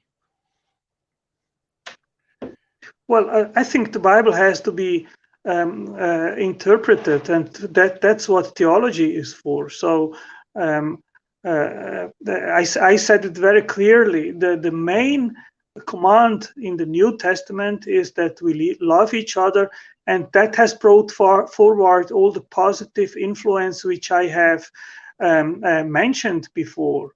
So I think Jan has no point. And again, I agree with Jan that before the theory of evolution was introduced by Darwin, of course, there was sexism, there was feminism, there was misogyny, there was all these negative things. All I am saying is that theory of evolution has actually contributed and improved all these things. Cool. So if anyone in chat who wasn't sure, then I'm going to pass you straight back to Ian. And believe me, I'm not trying to get involved in the debate. I'm just trying to define stances. So you are not a Bible literalist. You do not think the Bible should be taken literally. You think it should be interpreted in different ways. Fine, absolutely brilliant. I'll pass you back to Ian. And that's the key. That's the key word there, Al. So interpretation, like whose interpretation? Like, you'll have different. If you're going to say the Bible can be interpreted, then people will have different interpretations, and that's why I'm guessing you have so many different cults or sects, I suppose, of Christianity out there, because you're interpreting it slightly different ways. And you know what? These sects of Christianity are killing each other. And Keela. What happened with Ireland, and the wars that kind of occurred in the 70s and early 80s there. I mean, that's all, as I understood it, based on interpretations of the Bible. So, Otangelo, if you're going to argue it's an interpretation, then why would we bother with the Bible as being any sort of moral standards at all? Isn't it just what we think is the correct moral standards or the correct way to behave? I think if you take the 10 Commandments, they are very clear. If it says you should not kill. Didn't you just say that the New Testament just basically erased the whole Old Testament, and the 10 Commandments were in the Old Testament, so let's forget about it? So, like, at what point are you going to pick and choose what you want to say, Otangelo? Does the New Testament override the Old Testament, or is it only overriding parts of it? And then is that parts of it based on your interpretation? How do I know what you're saying is correct, Otangelo, now if it's based on interpretation? Yeah, there are social rules in the Old Testament which are not applied anymore today, but there are general moral commands which are simply general, and they have never been removed. And if you take the first command, it englobes all these things which are in the 10 Commandments, that you should not steal, that you should not kill, that you should not invade, and so forth. So thou shall not rape. Where is that in the Bible? Thou shall not kitty fiddle. Where is that in the Bible? Okay, so if you rape someone, Are you following Christ's first command to love your next? Yes or no? I'm guessing that's a rhetorical. You tell me. Of course not. I mean, loving someone doesn't mean that you have the freedom to go and rape that person, right? So what did you think that would be quite a key thing to put in the Ten Commandments? Why is the Ten Commandments the first four? Actually, as I said earlier, which commandments are you talking about? I'm guessing you're referring to the one everyone thinks it's the most popular, the first commandment. But wasn't that destroyed and replaced by second commandments, which I then showed had nothing of what you kind of said in there? Nothing about thou shalt not murder, thou shalt not rape, thou shalt not, steal. Nothing of that's in the second commandment. And that second commandment is what appears, or what was put into the Ark of the Covenant. So to me, that means it supersedes the first one. So you're talking about the first one, which I know everyone knows about. So which commandments are you even talking about? Yeah, we are talking about those which everyone, I guess, agrees upon, that you should not The kill, you first should one. not So you're talking steal, about the first one, you should the not one that was lie. destroyed, the ones that was broken in half and thrown away. Is that the one you're talking about? We are talking Because about Moses those went up which, and wrote the second, and with God's help, came back down with a second set of commandments, which was totally different. yeah, we all know you should not kill, you should not steal, you should not lie, you should not invade the goods of your next, you should keep the Sabbath, and so forth. We all know these commandments, okay? So I think we all can agree that these are good commandments, and if we keep them, then we have a better society. But the first command supersedes them all, which is you should love your next. And if you have the decision to make if you're going to rape a woman or not, and then you think about what is the first command, which says that you should love your next. And if you should love the woman which you intend to rape, then you are not going to rape her, right? So this is a good command. Otangelo, I actually agree with you. All right, so here, we've got some common ground here. Apart from the fact that I think you mentioned about following the Sabbath, I don't agree with that, but I agree with everything you're saying. What I'm trying to get to is that my agreement with what you're saying has got nothing to do, or it's not based on anything in the Bible. Okay, it comes from my society, it comes from how I was raised, it comes from my personal viewpoint, and I think I don't need the Bible to tell me how to behave morally.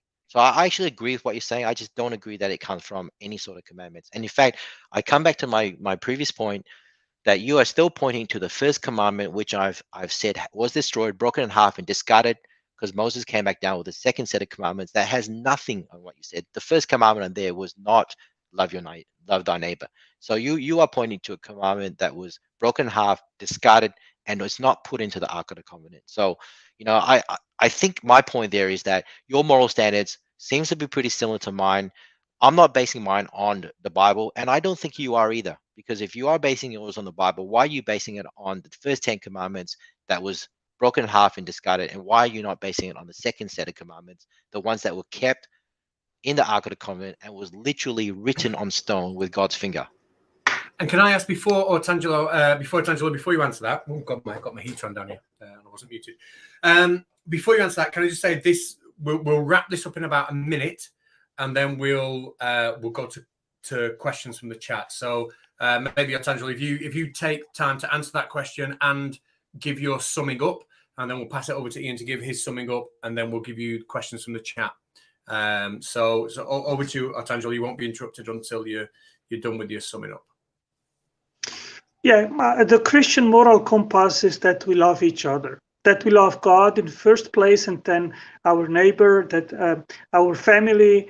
The Bible is very clear. If we don't care for our own family, then we cannot be Christians. So love is the foremost thing which marks or makes a Christian. So love englobes everything which is good, which is to be patient, which is to careful, which is to do good to your next. Everything which is positive, that englobes love. That is what the New Testament promotes, and that is what we have seen in the history, in special of the Western world, that has been promoted. Otangelo, do you want to give a final summary before we pass back to Ian to give a summary? Is there anything you want to just say, like a final presentation, or? Yeah, I would like just to outline that what I have said in my introduction. the theory of evolution, there are Christians which endorse it, which try to make some kind of a mix between Genesis and evolution and try to somehow come to a common ground or agreement. And I think this is detrimental. I think that if you want to take the Bible serious, then the Genesis account cannot be mixed with the theory of evolution. And the Bible and the Christian worldview, it gives us meaning, it gives us hope, it values human life. We are not simply stardust. We have hope that when we die, we will have eternal life. This is all what the theory of evolution and naturalism in general simply denies. And that makes the human life absurd. If naturalism and materialism is true, and the theory of evolution, which basically excludes God as a causal principle, then we are just stardust, which we came from stardust to stardust we go. When we die, it's over. And what we did in between doesn't matter anymore. And this is, in my understanding, a terrible view, which in some sense glorifies death. And the Christian worldview glorifies life. And Christ said, I am the truth, life, and the way. Nobody comes to the Father than through me. So he is the life giver. And that's what I believe. And it gives me hope. It gives me meaning. It gives me a moral compass, ought to be things that we should do. We should love our next. That is what the Bible tells us to do. And if there are bad examples, which Jan mentioned, that doesn't mean that the moral commands in the Bible are bad. Thank you, Ian. I really didn't want to summary. interrupt. Yeah, I really didn't want to interrupt, but Jesus also said that he came to set husbands against wives, brothers against sisters, sons against fathers, and all that kind of stuff. So like I said, you can find and cherry pick any parts of the Bible that basically supports whatever you kind of want to say. So I don't really take the Bible as any sort of moral standard, because you can pick good things on it and bad things from it at all. So can you guys hear? Hey, sorry about that, guys. Just wait a second. Hey, Steve, can you come and take this little boy over to Chris's place and ask Chris to look after him? And please tell Chris to keep it down. I don't know what he did with those boys yesterday, but they were crying so loudly I couldn't do my whack off and a creationist show. And Steve, if that doesn't work, take the boy down to the lake. We all know that will definitely shut him up. So hey guys, that was just a bit of humor to kind of talk about Ken Hovind and kind of his behaviors as well. But hey, I just wanted to kind of take this time to kind of thank Otangelo for being a good sport. Initially, this debate was supposed to be against Ken Hovind, and hence a lot of Ken Hovind kind of references, though I did tone down a little bit, but he was too busy. He was doing his Bible Believers gangbang Baptist blowjob kind of show, so he wasn't able to do it. But Otangelo was an excellent stand-in, and as I kind of said earlier in the debate, my views are not against Otangelo. I have actually found him to be very polite, and I to be frank, I kind of like him, but it was more around why he sees in general, and particularly those with a fundamental belief in a literal reading of the Bible. So I hope Otangelo doesn't take any offense. Like I said, I don't think what I said includes him at all. There are exceptions, and I have found Otangelo to be quite a polite individual. So I just really wanted to thank Otangelo for his time, and also to thank Boldy, Katz, and Craft Tequila for hosting as well. I do also want to throw down a gauntlet for Standing of Truth. I would like to debate him a topic he can choose. My only condition, it has to be done on a neutral channel. Maybe this one. And it doesn't matter what topic he chooses. I already know what I'm going to say. So I'm going to throw down a gauntlet, Standing for Truth, to have a debate with me on this channel, and I'll finish off with that. Obviously, I'm sure you're saying that because you've seen him in the chat. I will vouch for Standing for Truth. I've debated him a couple of times, and I've always found him to be really civil, really polite, really.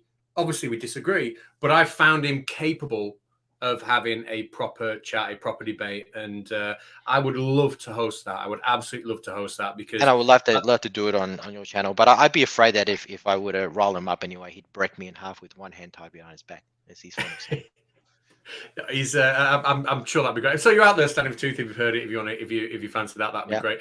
But I hope it happens.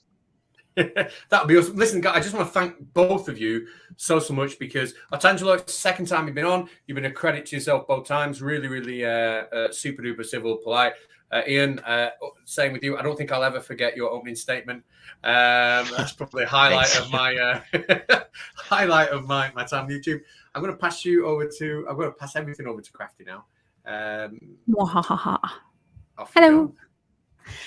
Okay, so we have a few super chats that we want to get to first. A lot of them from Bridge the Divide has a few interesting questions. For 199, he says, I assume it's a he, I'm sorry. Appeal to conspiracy, seriously. I think that was when Otangelo first started. Otangelo, do you want to answer that? That there was an appeal to conspiracy? What kind of conspiracy are we talking about? I think it was in relation to evolution causing racism or causing sexism. I'm not sure, Bridge the Divide, if you want to just clarify what your question was. But yeah. If not, we can move on. I think it was more of a statement than. Yeah, I'm actually not sure it's a conspiracy that Otangelo was saying, but I think he misrepresents and he's making allusions to natural selection as being the cause of a lot of troubles we see today. Whereas my point is all of that existed before Darwinism. Yeah. Darwinism. Well, he goes on for 499 to ask Otangelo, can you explain why Dr. Francis Collins, a devout Christian, accepts evolution and decries intelligent design, young Earth creationist, as ludicrous thinking? Well, I accept evolution as well. It has to be defined what we mean by evolution. If we are talking about change over time, microevolution, adaptation, then this is a scientific fact which is undisputed even amongst Christians and young Earth creationists and intelligent design supporters. But when it comes to common ancestry and the tree of life, the claim that all life forms descend from one universal common ancestor, then there is a dispute. And of course, there are many theistic evolutionists which try to mix Genesis with evolution, but I think this is always disastrous. That doesn't work. Okay, so Professor Collins, I think he is a theistic evolutionist, and I simply disagree with him. When we look into the science, then it becomes very clear that it is not just genetic information which defines organismal complexity and architecture, but also epigenetic languages and codes. So it is much more complex than generally thought.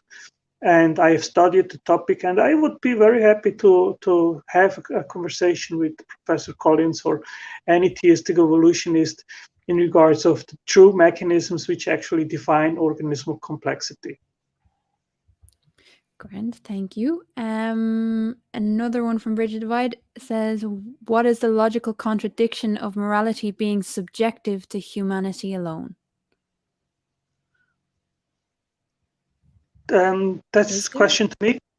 I think it's a question for both of you. I'd like to get both of your takes. Is there a logical contradiction, or what is the logical contradiction of morality being subjective to humanity alone? That's the question. I don't understand the question. I think if morality is subjective, then there is no morality at all, because then it is simply something which is based on opinion. I have an opinion about something, someone else has an opinion, so it is just opinion against opinion.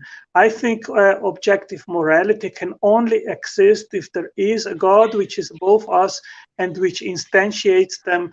These are ought to be's. These are commands which come from above. If you remove a creator, then there are no objective moral values, and then there are no moral values at all. It's just opinion. Yeah, so I've got a response to that. So yeah, morality is a very interesting discussion that we could probably talk hours and hours on. Look, I think morality is subjective. I think when Otangelo kind of responds to that, he makes light of the fact that we have millions of years of evolution behind us. That basically means that we need to work together as in a society, and to work together in society, you need to look after yourself, your direct family, and people around you to survive and thrive. And that kind of leads to things like thou shalt not kill. Okay, biblical verse there. You shouldn't rape, you shouldn't steal, etc. It's all about the harmony of the society to survive, and therefore able to kind of bring forth your genes to your offsprings, etc.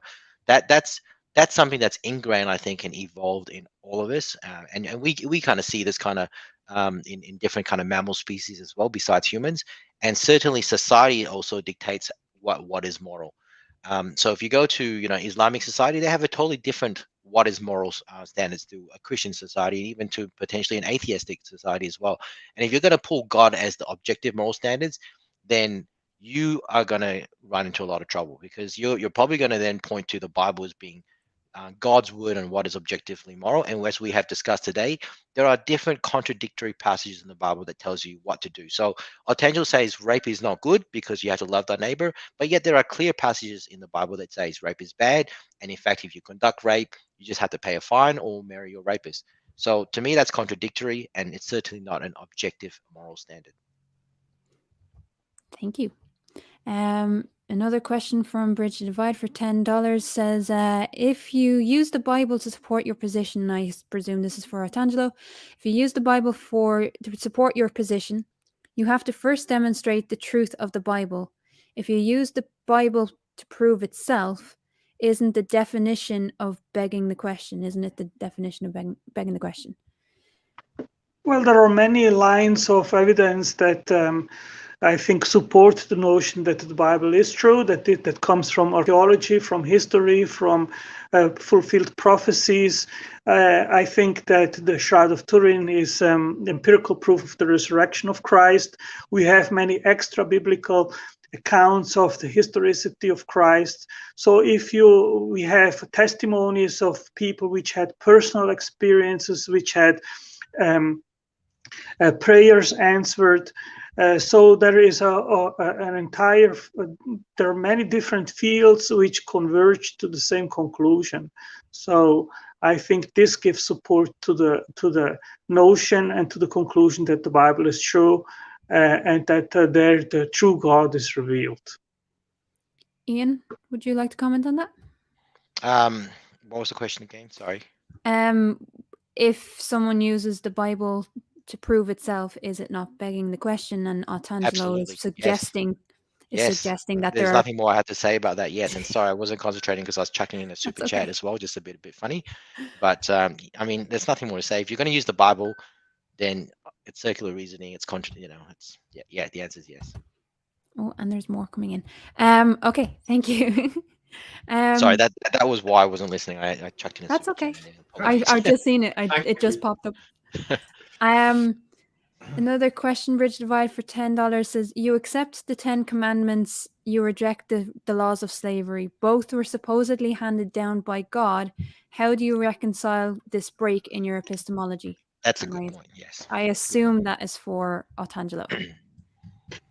Yeah, slavery is a complex topic. I don't think that I can give an adequate answer in a minute or so. But what we know in history, that it were Christians which actually were the biggest promoters to abolish slavery. So again, the Bible had a positive influence in regards of that, precisely on the notion that we are equal, and that black people, they are not inferior to white people. Yeah, citation needed on that Christian. As far as I understood, there was, back then there was a lot of Christian missionaries that went into like North America to try and convert the natives there, and they did not think those natives were equivalent to the white, so to speak. So citation needed there, and this is really simple. Thou shalt not enslave another human being. That's as simple as that. Okay. Put that in the commandment. Apparently, Bridge Divide is saying that you didn't answer the question, Otangelo. I'm not sure which, but we do have a lot of questions and we do have a lot of comments, so I'm going to try and get through them as quickly as possible, and thank you guys for your patience. For £10 from Stevie B says, thanks Cats and Crafty, and good luck, I'm off to bed. So good night, Thanks. Stevie. Thank you for being here.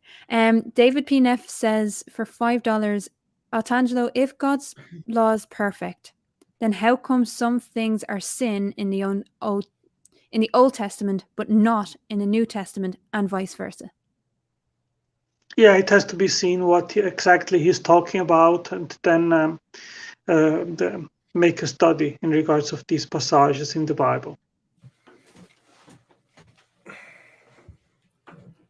I think it's more along the lines of if God as an entity sets down laws and they are perfect, then how come in one version in the Old Testament things are okay and they're not sins, in the New Testament they are sins, for instance owning slaves, and vice versa? Why are things okay in the New Testament but not okay in the Old Testament? I think that's why it's a question of why does God's law change if God is perfect?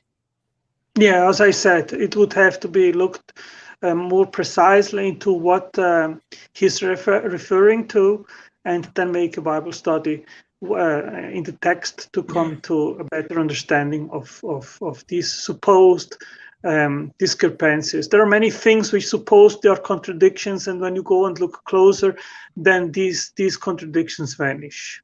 But I don't think this is a format right here to go closer into these discussions and making an adequate elucidation of these things. Mm-hmm. Fair enough. Fair enough. Ian, have you got anything to say on that? No, not for that. Okay, great. For €5, Bridget Divides, for $5, sorry, Bridget Divide asks, if a belief provides an emotional or psychological utility, does that mean the belief represents reality? And I think that's for both of you. No, of course not. If the belief, sorry, say that again. If the belief, could you repeat that again? Yeah. Sorry, If a belief provides an emotional or psychological utility, if it has a use emotionally or psychologically, does it mean that the belief represents reality? Is it fact just because it provides utility? I think it provides utility in reality to the person who believes it.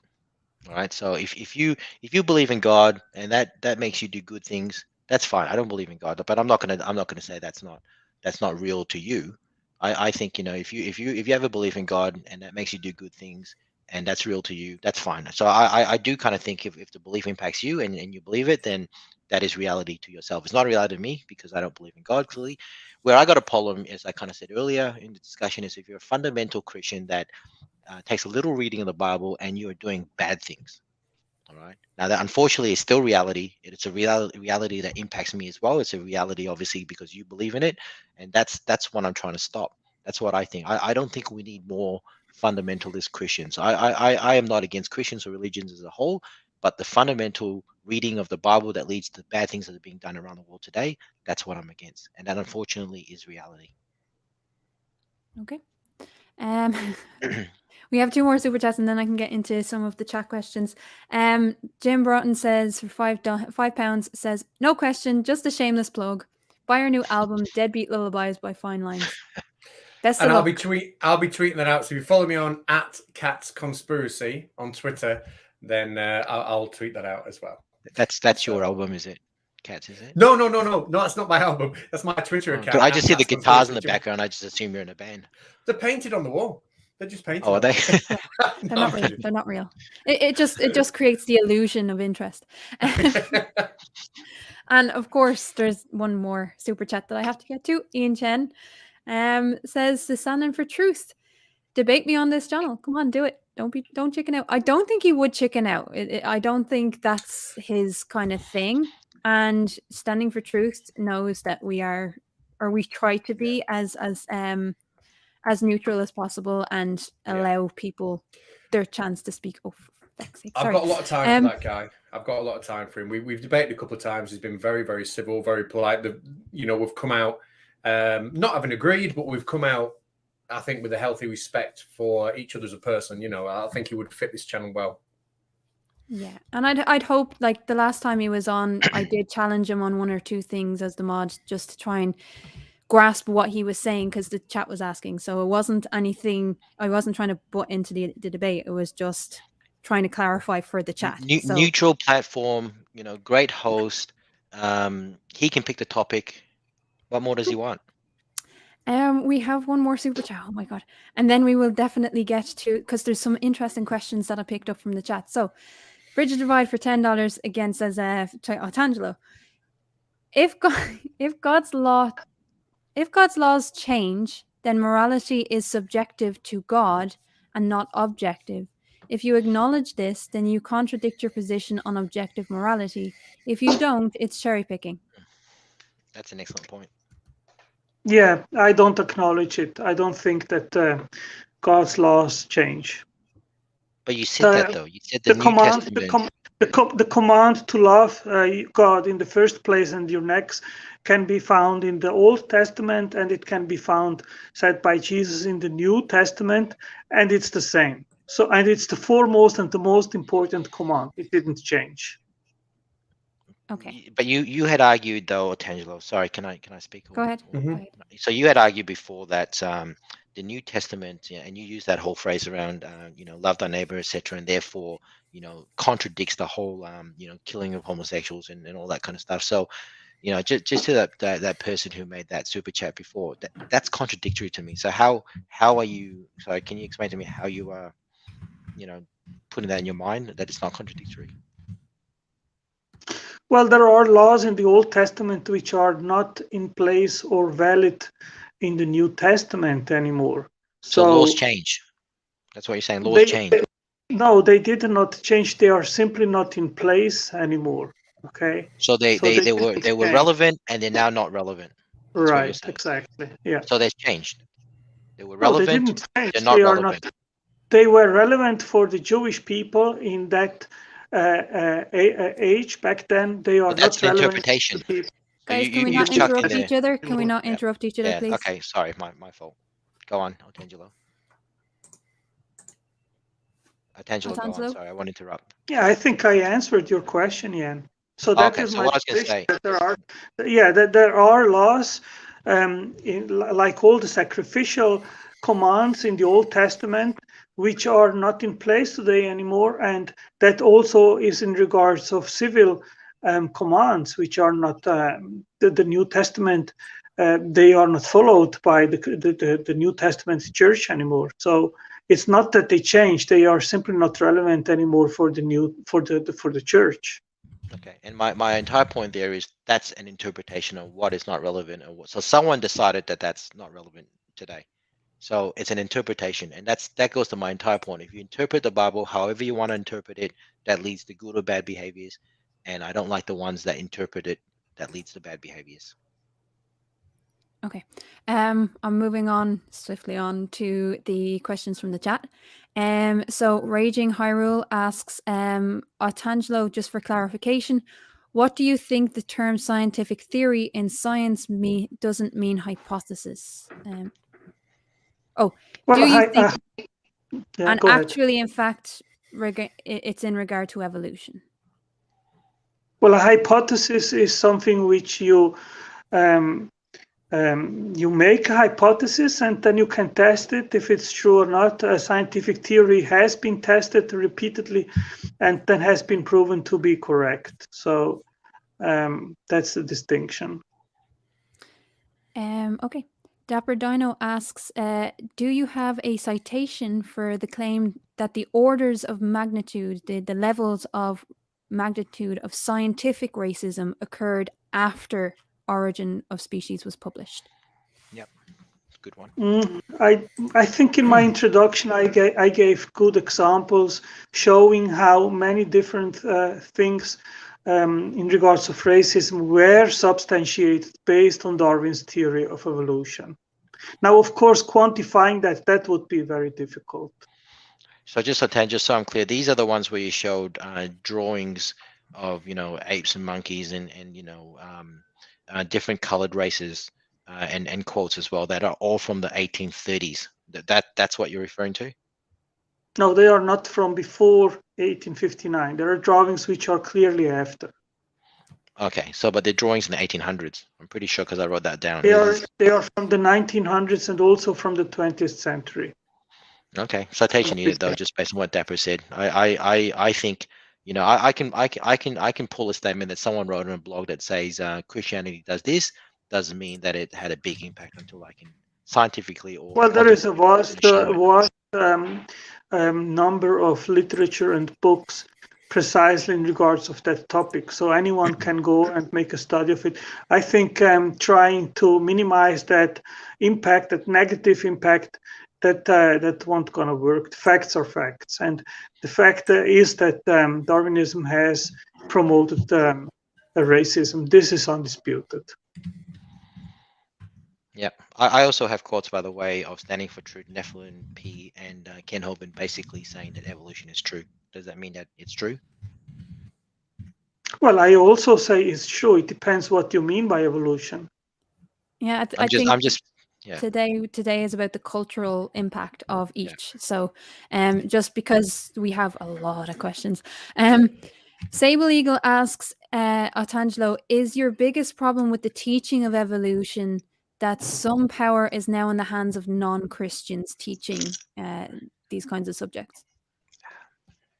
Well, my problem with evolution is that the scientific evidence actually goes into another direction, and it doesn't warrant the claim that the change of genes alone builds organismal complexity. There are other mechanisms in place which are beyond genetic change, and I have extensive studies on this, and I am willing to have a debate with any proponent of evolution in regards of the real mechanisms which define organismal complexity and architecture, and it's not evolution.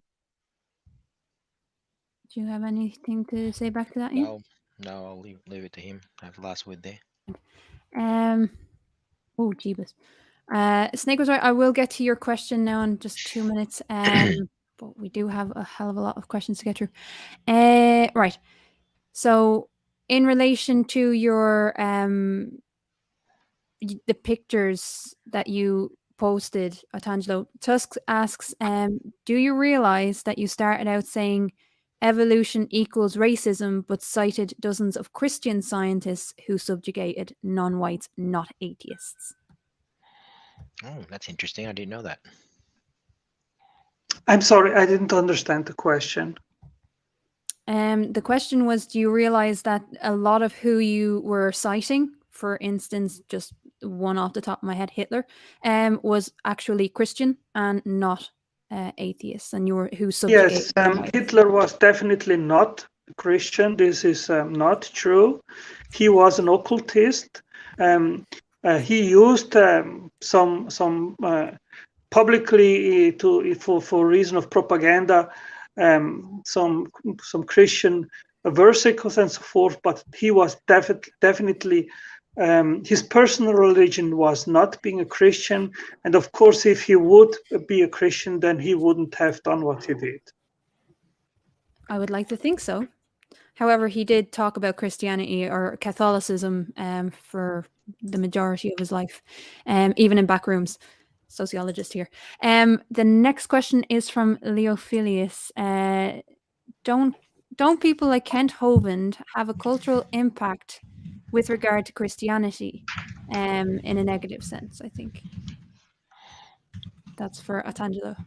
Well, that's not for me to decide or to judge. I suppose. The answer is yes, Leo. Sorry, yes. Sorry. But just to clarification, I like Kent Hovind. Okay. Answers in Atheism asks, do you have a citation from Darwin saying that women are inferior because he argued that we had the same genes? Well, I would have to find where I have that information from, which I presented in my introduction. So no, you don't have one. Well, if no, not right in my hand. I would have to find to search for it for where I had what I mentioned in my introduction to give that answer. So I don't have it right at hand right now, the source of that. If you can find it, we'll put it up on our. I don't think you'll be able to find one, to be honest. If you can, I have to take him at face value. No, I If he can has one. search. I can search for it, and then I can provide it. Yeah, I just not don't right have it on at hand right now. Okay. Question about homosexuality. Is it a sin? Some creationists do say horrible things to same-sex people. It did. I think there was another part to that, Walter. I apologize. So I suppose, is homosexuality a sin when it's written in the Bible in various places that it is? Yes, I consider homosexuality a sin in as much as any other kinds of behavior. It doesn't outstand as a bigger sin like other sins. So it is a sin. It is very clear in the Bible. I regard it as a sin, but I don't agree with Christians which use that as a pretext to mistreat homosexuals or to treat them distinctively or differently or badly. Ian, do you want to get in on that? Well, my point there is I don't think the Bible makes a distinction between very bad sin and less bad sin. I think a sin's a sin, and the punishment for any type of sin, whether it's homosexuality or talking back to your parents, is death and eternal torture. All right. So I hear what you say, Otangelo, but there is no distinction in the Bible that says one sin is worse than the other. And in fact, if that's the case, then the fact that, have you ever talked back to your parents? Because that's a sin, and you should have died for it and be tortured for it for eternity. Believe me, if you knew my mum and talk back to her, then you would die for it and be tortured for eternity. Yeah, Yeah. Been there, bloody hell. We have a few questions left, and then we can chill. Couple more super chats while bobbed in. Oh, okay. Give me 1 second.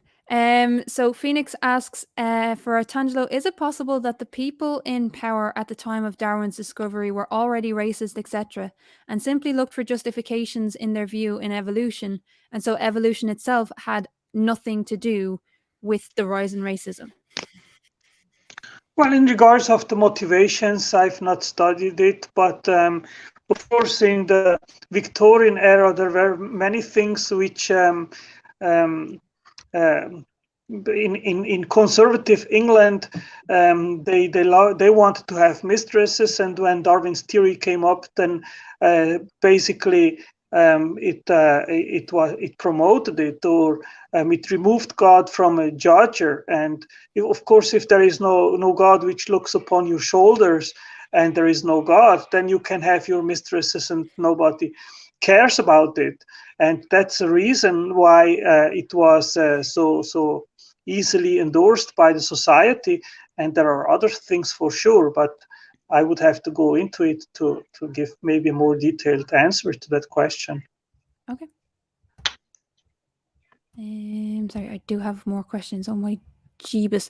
There's more super chats coming in. I will get to the super chats now in a sec, but just let me get through the rest of them. Tusk asks, can you ask Otangelo, if the Bible promotes monogamy, how many wives did Abraham and Jacob and a few others have? Too many names. Well, in the Old Testament, it was permitted to have more than one wife. And in the New Testament, it is clear that it was promoted that we would have a monogamous relationship, one male and one woman. Except if you're Ken Hovind.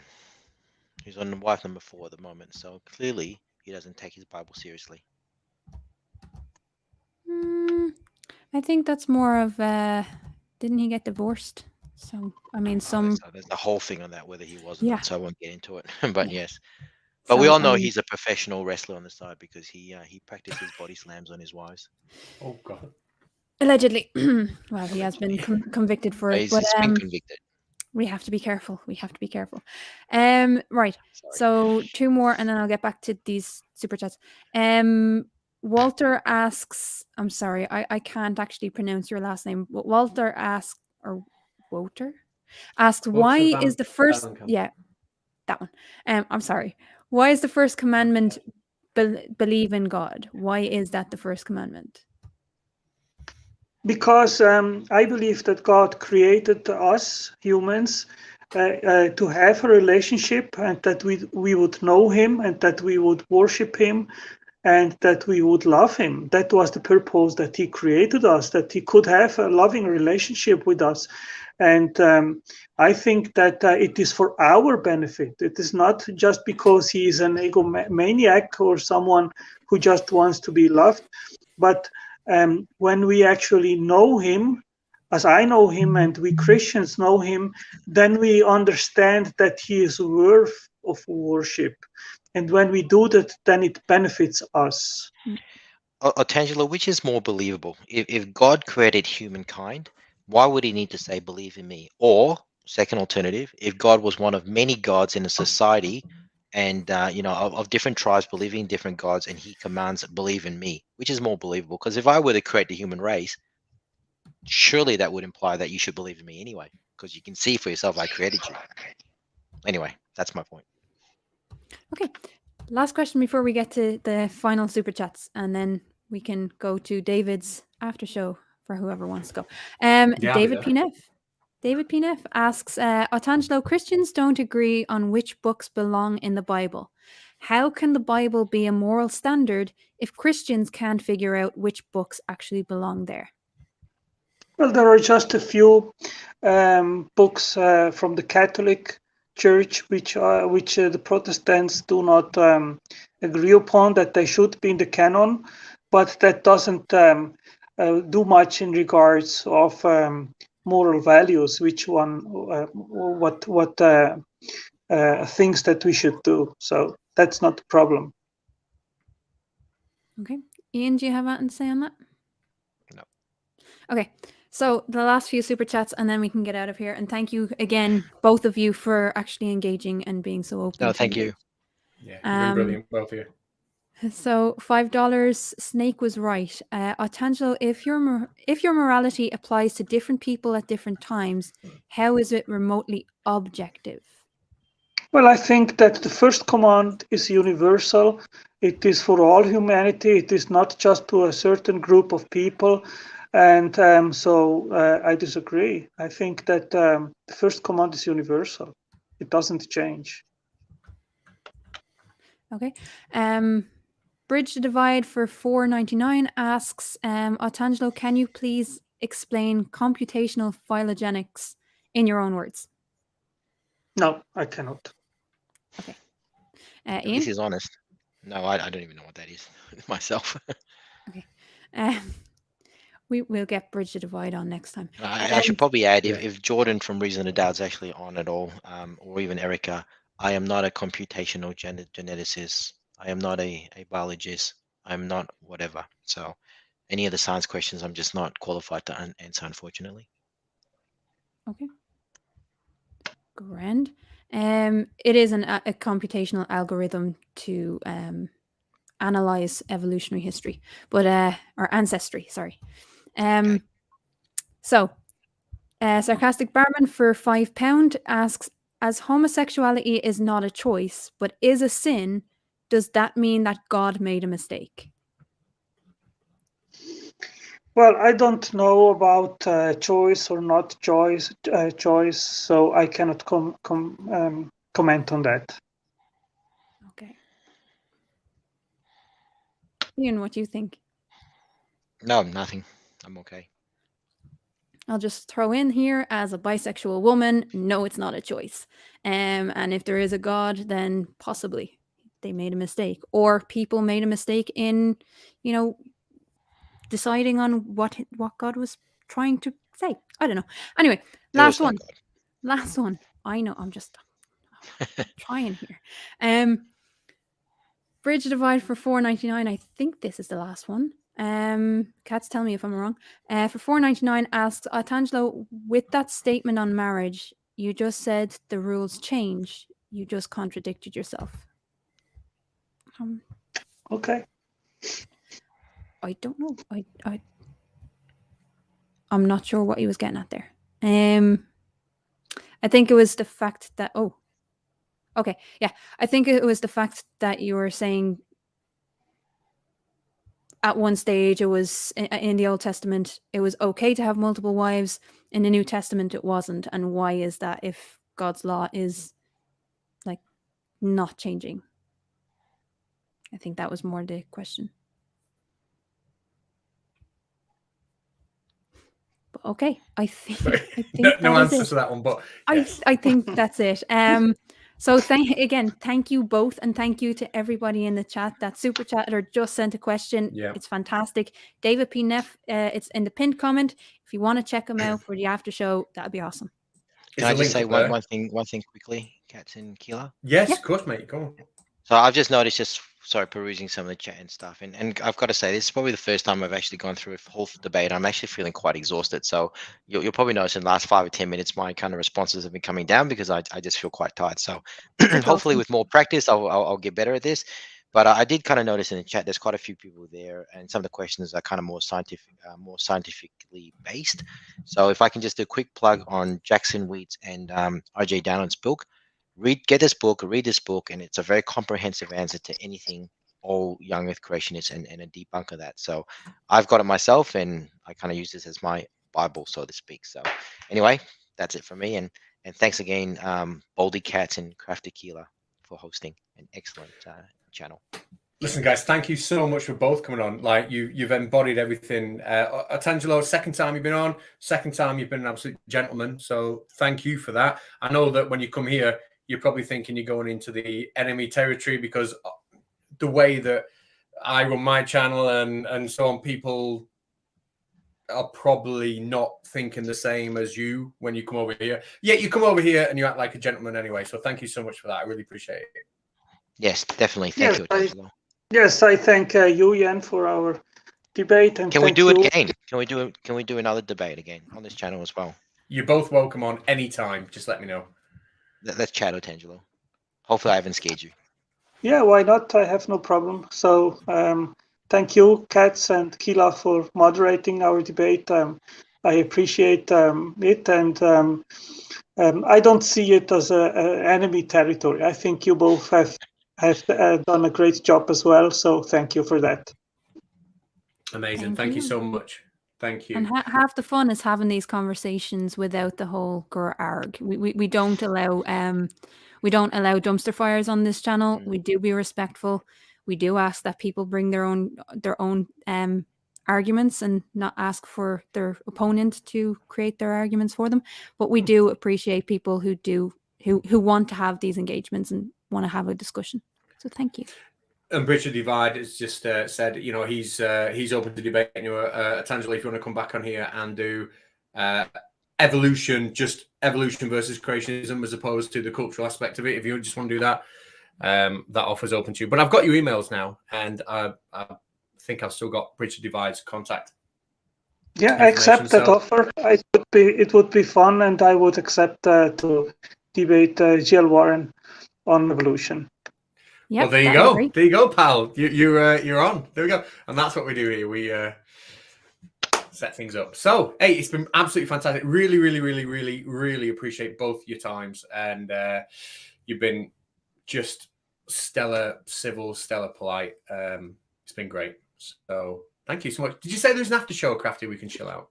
There is. It's in the pinned comment. David P. Neff is going to be running an after show. If you guys want to hop over there and support David. David has been on this show before, I think. I'm pretty sure. Yes, yeah. Or definitely being in the chat, because I recognize the name. So if you do want to just jump in there and have a bit of fun. I'm definitely going to do that. Definitely going to go over there. Right, I have the big red Terminator button. So when do I press that? Shall I press that now and give these guys a break? Honestly, everybody, thank you so much for coming back and watching. Sorry we've been away for so long, and it is literally all my fault. But hopefully we're back now, and we are back. And I'm just, I'm going to chill out my next video. My next video is going to be on Christmas Day, and when the Queen is doing her Queen's speech in England. I am going to be doing a King of Flat Earth speech at exactly the same time. So if you want an alternative to the Queen's speech and you're sat around at dinner time and you want to see the Flat Earth King have his speech, then you can check out my channel. Crafty, you've got anything you want to chill out? Not particularly. Although I will shill out the Pain of Progress if people haven't seen it. I Yes. do moderating for the Pain of Progress channel, which is a look in history and how we've gotten to where we are today. So season 5 is going to be coming very, very soon. So make sure you jump on board that because it's awesome. Some great content. Otangelo, we've got all your links and stuff in the description. So if you want to hear more from Otangelo, click in the description there. Ian didn't give us any links, but anything. I don't have a channel. I don't have a channel. Just We'll the ones get that you on I kind again. of showed, but I don't have one. Yes, I'd love to be on again. We'll get you on again. We're standing for truth. We'll do that. Right, I'm going to hit that big red button in about 3, 2, 1. Bye. Bye.